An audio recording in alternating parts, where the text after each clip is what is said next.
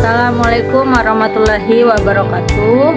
Saya Rosita Sapitri dari Universitas Pancasakti dengan nomor NIM 18722500057 dari Prodi Pendidikan Ekonomi akan memaparkan tugas UAS dari teori ekonomi makro dengan tema pasar dalam ekonomi makro dengan dosen pengampu yaitu Bapak Karyadi MM.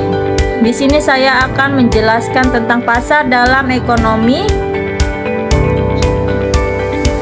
makro. Keseimbangan pasar adalah kondisi ketika sistem ekonomi pasar mencapai keseimbangan, yang mana jumlah produk dan harga yang ditawarkan seimbang. Banyak hal yang terjadi ketika pasar mencapai keseimbangannya. Mari simak lebih lanjut untuk memahami apa yang dimaksud dengan keseimbangan pasar. Apa itu keseimbangan pasar? Keseimbangan pasar adalah keadaan di mana kuantitas suatu produk atau jasa yang diminta atau ditawarkan pada harga tertentu berada dalam jumlah yang seimbang. Keseimbangan pasar akan terjadi apabila harga produk yang diminta konsumen dan harga yang ditawarkan produsen sama. Ketika keseimbangan pasar tercapai, seluruh harga produk cenderung menjadi stabil. Fenomena ini disebut juga dengan keseimbangan harga. Proses terbentuknya keseimbangan pasar. Yang pertama, produsen menyediakan barang sesuai permintaan. Kegiatan ekonomi meliputi produsen, distributor, dan konsumen. Ketiga komponen kegiatan ekonomi tersebut harus berhubungan dan bekerja sama untuk menciptakan hubungan ekonomi yang baik. Produsen membutuhkan distributor agar barang produksi sampai ke tangan konsumen. Di sisi lain, produsen juga membutuhkan keuntungan dari konsumen untuk melanjutkan produksinya. Dalam hal ini, tugas produsen adalah menyediakan produk sesuai dengan permintaan konsumen. Karena jika barang ditawarkan secara berlebihan, sedangkan tindak beli atau minat pembeli menurun, maka akan menimbulkan ketidakseimbangan di pasar. Bahkan hal tersebut dapat mempengaruhi harga pasar, sehingga untuk menciptakan keseimbangan pasar perlu dilakukan penawaran barang sesuai dengan permintaan pembeli. Yang kedua, keseimbangan permintaan dan tingkat ketersediaan. Umumnya, konsumen mendorong produsen untuk memastikan persediaan produk cukup untuk beberapa waktu. Jika harga sesuai dengan permintaan pasar, berarti keseimbangan pasar telah tercapai. Oleh karena itu, harga produk biasanya disesuaikan dengan stok yang tersedia. Sebagai contoh, ketika terjadinya pandemi COVID-19 di seluruh dunia, jika masker kekurangan pasokan, maka harga produk akan naik. Sebaliknya, jika jumlah masker lebih banyak dari permintaan, kemungkinan besar harga produk akan perlahan turun. Permintaan pembeli atas barang di pasar memaksa penjual untuk memastikan bahwa stok barang yang akan dijual terus bersedia selama jangka waktu tertentu. Penjualan tidak akan menambah jumlah produk yang tersedia sampai produk yang ada habis terjual. Jika seseorang memperhatikan harga dan jumlah yang sama, pasar akan mencapai keseimbangan.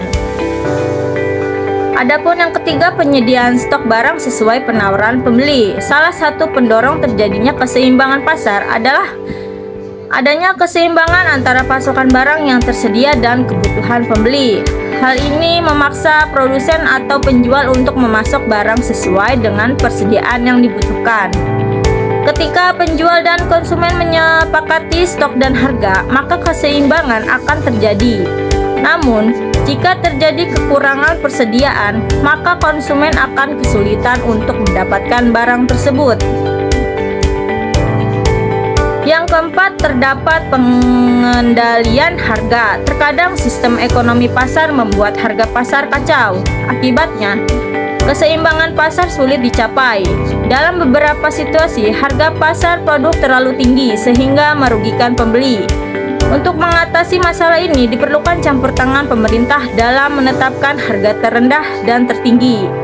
Meskipun pemerintah biasanya tidak mengintervensi sistem ekonomi pasar, namun pasarnya sangat dibutuhkan. Intervensi pemerintah dalam hal ini adalah berupa perumusan kebijakan ekonomi demikian rupa sehingga harga setiap produk tetap stabil. Selain beberapa hal tersebut, faktor-faktor lain yang mempengaruhi keseimbangan pasar adalah yaitu tinggi rendahnya biaya produksi, prediksi masa depan produsen atau konsumen, pengetahuan produsen akan selera konsumen. Fungsi keseimbangan pasar. Yang pertama, fungsi permintaan.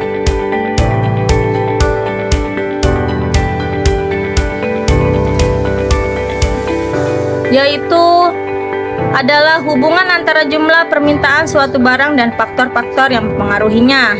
Proses fungsi ini didasarkan pada hukum permintaan yang menyatakan bahwa ketika harga suatu barang naik, maka permintaannya turun dan sebaliknya.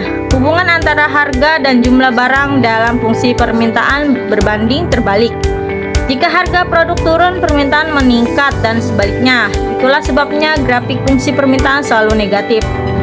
Kondisi sering muncul dalam industri di mana harga pasar lebih rendah dari harga keseimbangan. Hal ini dapat menimbulkan kelebihan permintaan yang memicu persaingan antar pembeli untuk memperoleh barang tersebut.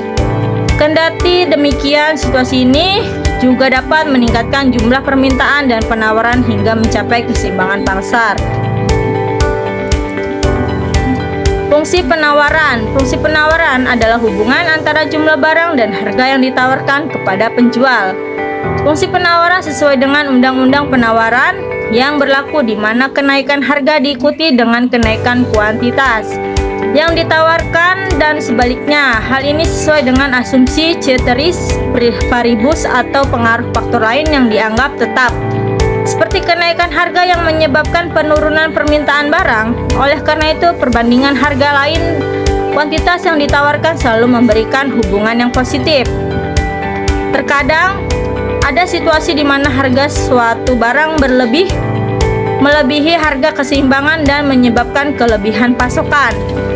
Hal ini menunjukkan bahwa jumlah barang yang ditawarkan lebih besar dari permintaan, sehingga menyebabkan harga turun karena penurunan permintaan dan pasar berada dalam keseimbangan.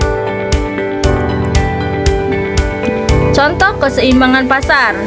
Keseimbangan pasar yang bisa kita lihat dalam kehidupan masyarakat adalah penjualan minyak goreng di pasar. Sebagai kebutuhan pokok, permintaan akan produk ini sangat tinggi. Namun karena kelangkaan bahan baku, produsen tidak bisa memenuhi kebutuhan minyak goreng masyarakat. Akibatnya harga pasar pun meningkat. Keseimbangan pasar akan terjadi ketika pasokan minyak goreng di pasar memenuhi permintaan masyarakat dengan harga yang wajar. Pengertian pasar persaingan sempurna. Adapun pasar persaingan sempurna adalah pasar yang di dalamnya meliputi penjual dan pembeli dengan jumlah banyak. Dengan catatan kedua, pihak tersebut tak dapat mempengaruhi harga, sebab harga sudah ditentukan oleh pasar itu sendiri. Penentuan harga sungguh-sungguh terjadi berdasarkan penawaran dari produsen serta permintaan dari konsumen. Di sisi lain, para pihak yang berada di pasar persaingan sempurna juga sama-sama sudah mengetahui situasi dan mempunyai informasi yang berhubungan dengan pasar tanpa ada campur tangan pemerintah. Jenis pasar ini disebut juga sebagai jenis pasar paling ideal sebab dianggap mampu dalam menjalani tercapainya efisiensi pasar.